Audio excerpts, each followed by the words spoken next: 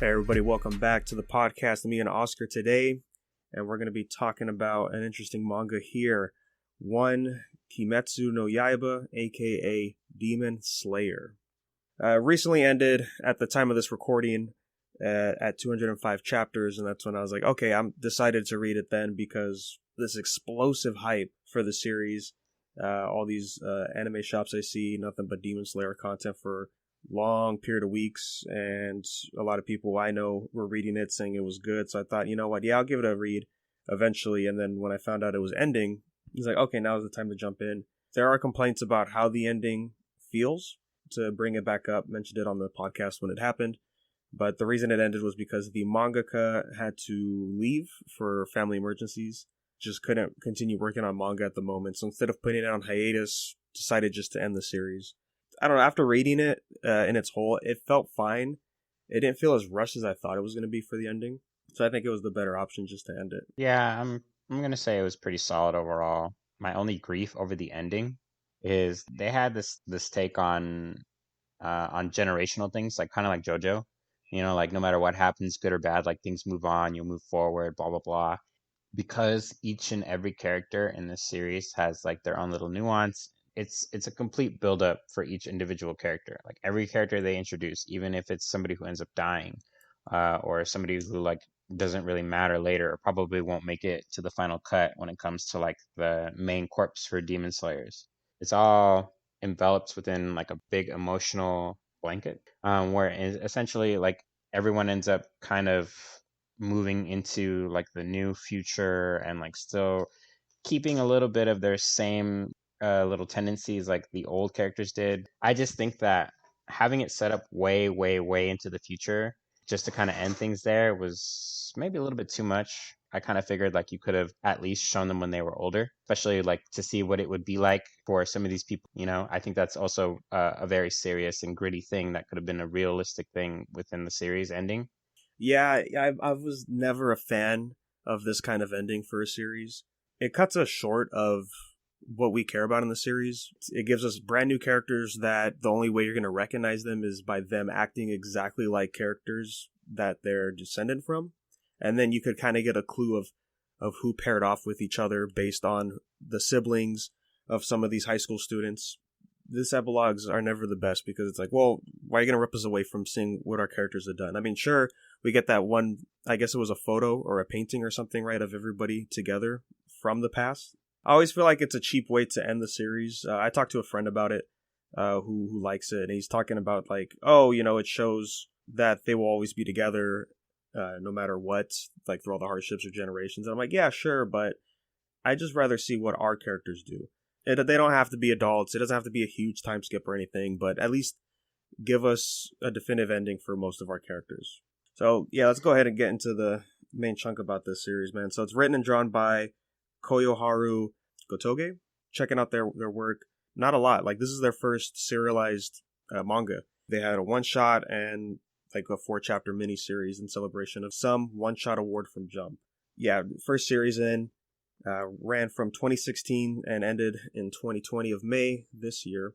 You know, the craziest thing about Demon Slayer, I think, is this series almost outsold One Piece last year in 2019, which One Piece has been number one in manga sales for the volumes, physical volumes, for I think over a decade now, like 13 years, I think it's still going through the streak. And Demon Slayer almost beat it, and I did some research as to how it got so insanely popular, and this is when the anime was out, and specifically people have pointed out episode 19 was the big one. I did remember seeing clips from that on Twitter a lot when I went to go check out this episode, and it's during the fight when they were first introduced to the 12 moon demons, and it was the spider guys, and it was Tanjiro fighting him. Again, like, the best thing about that anime is the animation. The coloring and the fighting choreography, everything is really amazing in that fight scene. I can understand where the popularity comes from for the anime, but I don't know about you, man, but after reading this, I think this manga is it's just an above average shonen. I don't see anything too special about it. I can also agree with you on that point. I mean, like it's probably keep it, I would say maybe top 10. Like I think the fights are fantastic. Like, I don't really think that they have to add or take away anything from the fights. The central theme was to basically annihilate demons, right? We're just trying to finally get rid of this plague that's been happening on humanity for thousands and thousands of years. Just how like we were talking about with Promised Neverland, like it has like the central theme that it does not stray away from. I feel like unlike Promised Neverland, it did kind of, you know, a little different towards the end, and that's what took away from the grit that we were looking for basically. But with this, like we had a good basis to understand that at least during the feudal era, it's always going to be gritty. There's always going to be killing. There's always going to be murder. People are always going to die, all the way up until the last fight and then some, even when it was over. You can tell this whole series envelops itself within tragedy. Tragedy is a very powerful series and subtext within lots of mangas. And I think that the way that they played this out alongside of tragedy, you know, they're showing you that, of course, there's hope and optimism because you have to keep that in order to eventually overcome obstacles, even obstacles exterminating a whole race of demons that have been trying to eat you and your, you know, your whole family. And the struggles that I see for each character that play off is another example of things that I kind of like. One of the early things that I had took a notice to when I first started reading the manga was character development. Every single chance that the mangaka got, he developed a character. And he didn't just waste time developing one character so that way you can like see how far that they stand out from everyone else. He really takes the time to go through each and every character, whether they're a primary protagonist or a secondary or tertiary character, even if that character is just going to be supportive. I really like the whole arc around like the butterfly estates, not of the pillars that are currently enlisted, but the ones that used to be there. I think for me, the stuff I like in this manga is not the story. It's more of like all the stuff that the manga is giving to us. Like the character designs, I think are really fantastic. The demon designs too are great. Like the father role for the spider upper moon demon or lower moon demon. I was like, oh, that's a solid design, you know. And even when we get to the last arc here and we're seeing like these top tier demons, I was like, okay, yeah, some of these are pretty cool. Just the other stuff that I liked is I like the art style and the way the manga was going in the first half. It really felt like an old Shonen Jump series from probably like early 2000s, like during like the Yu Yu Hakusho era. That's what it kind of gave that feeling to me. And I was like, okay, so I like how interesting it was on that side. But yeah, I think story wise, I just didn't think it was anything special. Let me ask you this, man, because it bothered me every fight. This always kept popping up in my mind, and I would think, because I was like, none of what we're seeing is real. Like none of these flashy attacks are actually happening. So the demons, you know, they have blood techniques, which is a cool way of doing it. In order to counter that, these demon slayers have to use breathing techniques to strengthen their muscles, increase their agility, and all that stuff. And each demon slayer basically has their own style to use. And so it's like wind, water, fire, poison, earth, and all that. And I was like, oh, okay, cool.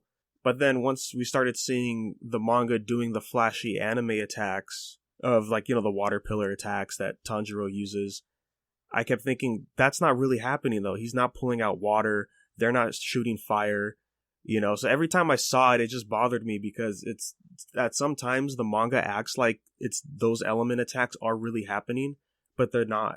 And They're not. Yeah, it always nags me every time I see a fight. I'm like, I know that's not happening. And the only times it really happens is when Tanjiro starts using Nezuko's blood, when she uses her blood art to cause it to explode. Especially when he starts doing his dance his father taught him, which was the sun breathing technique. It's the sun breathing technique, but it's a fire dance, basically what it is. Yeah, it's a fire dance. But then that started actually burning things. And I was like, that's not how that works. You know, so that was the one big problem I had with the series. You're totally not wrong. It's actually something for me to think about because I did not even think about those things at all until you just brought that up to me. But yeah, I think one thing that they kind of does make sense to me is that later on, starting with Tanjiro, I think, is that they get this ability basically where they have to like go Kaioken and they have to turn their swords red. And when you turn your sword red, it's basically like creating heat within your blade and like making it shine because In the series, they explain that your sword is not just a regular sword. Your sword is created especially out of a specific ore that you have to choose. You have to pick out yourself and all this other stuff. So it's supposed to like reflect your soul. Like for example, when they were fighting the number one demon, they realized that they had to activate the red sword. Otherwise, they weren't going to be able to beat him because of his health regeneration. Like as soon as Muzin comes into the picture, that's when everyone else starts figuring that shit out. Like, oh, you have to hold your sword really tight so that the blood in your hands is like activating the heat in your sword. It's a cop out. I definitely agree with you. More or less, the little flashy animations that they have, I also noticed them in the anime. There was an episode where they had to protect that one demon. He would do the water strike technique, and you would see like the water flow over from his sword and shit like that.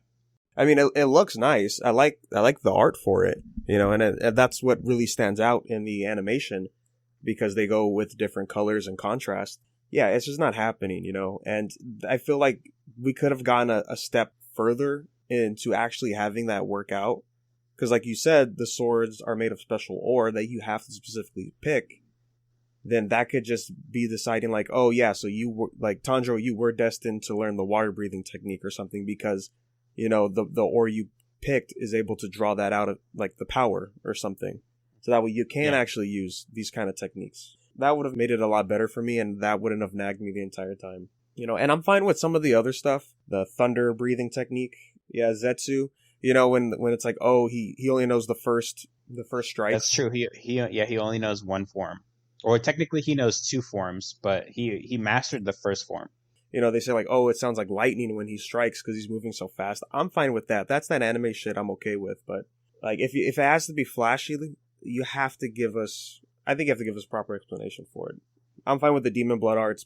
Now that I think about it, Zetsu, and Inosuke's are probably the only ones that make the most sense. At least like for Inosuke, he's like his moves were actually physical. They weren't like any special elements or anything like that. He didn't have to make up some bullshit. And Mhm. I think the one thing about Inosuke that's very a creative thing about his character, I really like his overall nature as like kind of like a vagrant. A wild boar, basically. Yeah. For the most part, I like that aspect for him. Yeah, it could be a fun time, and when he actually starts to get serious, I like it. The thing that takes the cake for me, that kind of sold me on what made me decide to call it good, was I did like the backstory involving the way that the styles came to be.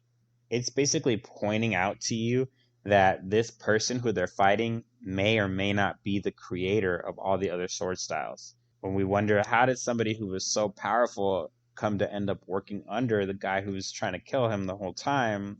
I like the direction that he had me go in before he finally, revealed the whole picture to me. And it's not something that you could have easily noticed too. It was something that, a part of you, or at least for myself, in my own opinion, a part of me really, really believed that that was the way it was going to go. It really reminds me of like right before Naruto Shippuden like got to that point where they revealed who Toby was under the mask, and everybody's like, "Who's Madara?" 1/3 of the Naruto fan base is like, "It's Toby." Everybody knows it's Toby. But then like the other 2/3 of you is still gonna be like, I don't know, it could be somebody else, And then finally it happens, and you're like, oh wow. I mean, honestly, I thought he was gonna be Tanjiro's dad. The typical shonen route, like Tanjiro is like, oh, he's the special descendant of somebody. We actually get some explanations into lineage and all that in this manga. All the teases of showing the number one demon and just like his outfit, the scar on his forehead. I was like, oh, it's obvious who this is. And then they decided to change it a different route. I'm like, okay, that's acceptable. I like that route instead. I thought it was really great that it turns out he's not even a relative of the guy at all. He has absolutely no blood distinction with him at all. The only reason why he knows any of that shit is because he has like that his own special connection with his ancestor. One thing I have to give props for Demon Slayer is the way they brought in our main antagonist, right? I was not expecting him to show up that early into the series, and even to like where Tanjiro can bump into him. It's one of those mystery villains, right? It's like Naraku, basically. That's what this guy is like. Oh, totally. To show up in was I guess chapter 2 or 3. That was pretty crazy. I thought he wasn't gonna show up until like he got to that one town, and that's where, or is that where they just meet? That's where he bumps into him Like there's like a festival going on, and one of Tanjiro's abilities is he has a strong sense of smell, and he's able to smell what a demon compared to a human. And he recognized the smell from when he went back home in the first chapter and discovered his family was murdered by a demon. And when he went to go Hmm. confront him, it's our main antagonist here. The one confusing thing I had is that he was acting like a husband who with a wife and kid, and I wish we had more of that. The next time we see him, he's just a child for the rest of the series until he decides to move forward, or a woman until he decides to actually take action. I think that the thing there is he's supposed to be everyone and anyone, you know? Like, Yeah, because he was the dad at first, and then the next time we see him, he's not a kid, he's the kid, he's that kid. And then, like, the mom is thinking to herself, like, oh, this is my child, the same child that's always been there, whatever. Later on, after he does what he does with that, and then he becomes the woman, it's really showing you, I would say, like, the faces of the shadow. You're never safe. You're never where you think you're at. Whoever you think is with you isn't really who you think it is. So you're always having to be aware and to be cautious of this. And the only thing that really stands out between all of that is the fact that Tanjiro can just smell who he really is. hmm So it's a moot point to him, but to everyone else, it's just like, oh yeah, you really do have to be careful. yeah. I was just hoping to see more interactions with the family or something, because all the other times we saw him, yeah, he was just not really doing anything. I don't know. Like, what's the motive behind just living in society like that? Aside from trying to find somebody to turn into a demon who's able to negate the side effect, which is the sun, is what kills them. Yeah, so I think his main thing was that he was just really just trying to cultivate. He was trying to get to that next pinnacle of his life or the demon life or whatever the case was. One thing that didn't really make sense to me is that he left Nezuko there. He didn't really bother to check or not whether she was going to be that demon. He went as far as to kill everyone and to infect her and all this other stuff, and then he just kind of like disappeared, didn't really think about it at all until finally like it comes back in his face and blows up on him. So my whole thought was like, if this was your main goal and this is something that you were like trying to get at all times, why aren't you always trying to monitor these things? It seems to me like you do this like a million times a day and you're just kind of letting them go haywire. You're just kind of hoping that shit'll be solved for you. Is that what it is? I think, well, because what happens is, they all seem they're dead, right? When Tanjiro comes back to his home that night, everyone's dead, and then the only reason Nezuko turned into a demon is because she was, what was it? She was soaking in demon blood overnight, and that's what happened. Because I think they explain it later in the first chapter. Yeah, if you're exposed to demon blood for too long, then you turn into a demon. So I don't think he intentionally turned her into a demon. But another thing that's stupid about that is that she looks dead, right? Right, we can agree on that. Yeah, At the end of the series, not only do the demon slayer corpse have the ability to see through people, but demons have always had that ability to see through people. Just be like, oh, she looks dead enough, but like not actually use your power for like a split second to just make sure that her heart was beating. The way I see it at this point, because of just that one mistake, he brought everything that happened upon himself. we learn about abilities later down the line, and then that's when they become common. So to have them implemented before we're introduced to them, it's not really a big thing, right? Everyone really slowly, steadily climbs things together, which is another thing that I like about this manga. Nobody's really overpowered over anybody. Everyone always has their own faults and weaknesses, and that really did play a crucial key in the final fight. It wasn't just some Goku shit where it's just going to be Goku, because we know that anybody above a certain power level is only going to be handled by this one person, or only capable to be handled by this one person. You know what I mean? I would say Demon Slayer, it sells well. I don't think that it'll have any problem at all staying popular for a good amount of time. With it being as popular as it is, I'm sure that the mangaka will eventually come back to it. I don't think so. It's very rare to see a sequel for a manga. I mean, what do you do moving forward for the series though? Because now all the demons are gone. I don't really see and the demon slayers are disbanded. I don't see what else you could do with the story. And there was stuff that I wish was fleshed out more, and that we didn't get a chance to. We met that one demon slayer that was in the first test with Tanjiro, and he had the ability to eat demons and copy their abilities. I thought that was really interesting. And there was a couple of other stuff that I wish we could explore more, but sadly we didn't get to. And I think part of that has to be like we just had to end the manga early. But I don't see any chance of coming back to the series. And for it being popular, that's cool that it's popular. It's a popular series and people like it, but I just don't think it should be that popular. I don't know. Again, like I said in the beginning, I don't think this manga is anything special aside from all the good action and character designs. For me, like even with Tanjiro, I don't think Tanjiro's that interesting of a main character. He's a very sort of by the book shonen protagonist. Let me ask you this. What would you say would be one thing out of Demon Slayer that you didn't really expect? Two things I didn't expect for the series was the way the manga started with its first arc, having Tanjiro train, and there being a 2-year time skip within one chapter, and having him going through majority of his training before he goes to take the test to be a demon slayer. That took me off guard because usually that would last a longer arc than just one chapter. So that's what one of the things that caught my eye in the beginning was, okay, we're actually trying to change up the formula. I like that. And the other thing that really took me off guard was how many of our main characters died in the last fight. It was a lot more than I expected. And then even with the Tanjiro bullshit, him turning into a demon, and then I believe one more person died because of that. That took me by surprise.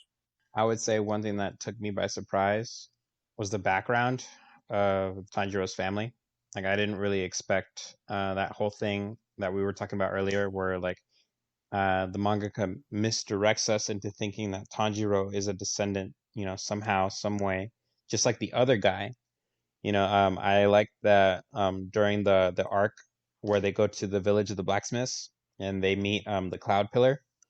And the Cloud Pillar is basically the direct descendant of the Sun Dancer. So he, statistically speaking, should have been the most powerful out of everyone, including Tanjiro. He should have, and he was, because he still had, because he was the Cloud Pillar, that was his literal only style. That was a style that wasn't even existent towards anybody else. Even the Sundance guy didn't even know that. Like he just made it up. I liked that character, his story. I really didn't expect him to go out that early either.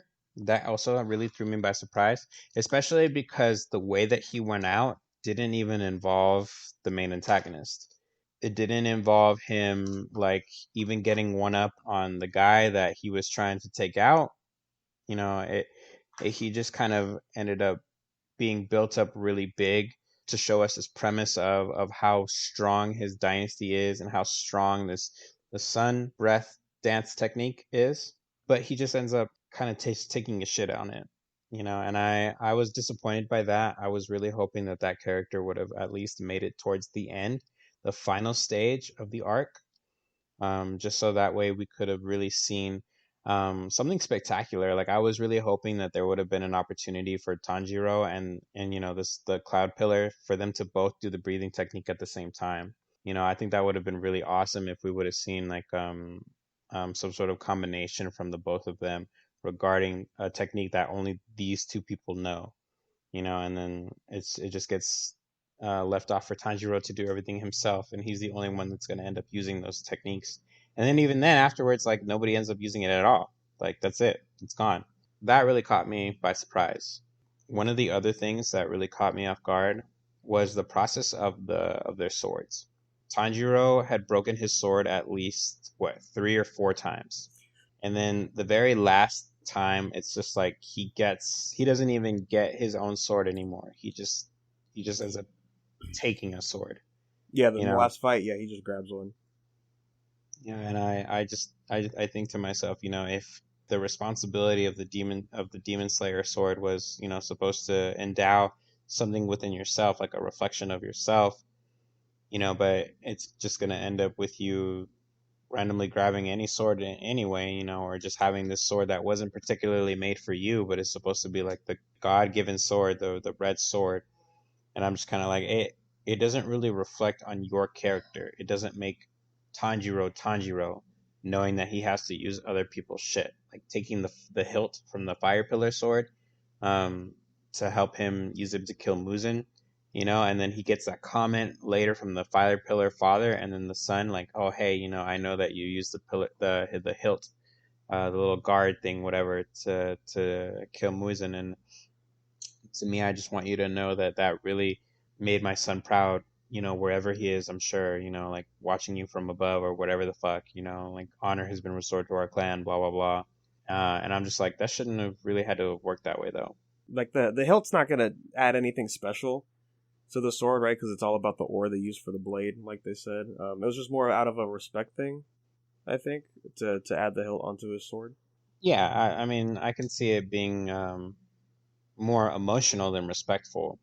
Yeah, like I said, like those two things really like took me by surprise. I was just kind of like really like getting ready for these kind of things to expect them later on, especially in the last part of the manga, and then kind of being disappointed when I didn't see them pan out the way that I just genuinely feel like they should have been anyway. Like they should have panned out that way, but they didn't, and that's what kind of threw me off guard. The one thing about Demon Slayer was it didn't draw me in like some other mangas I've read.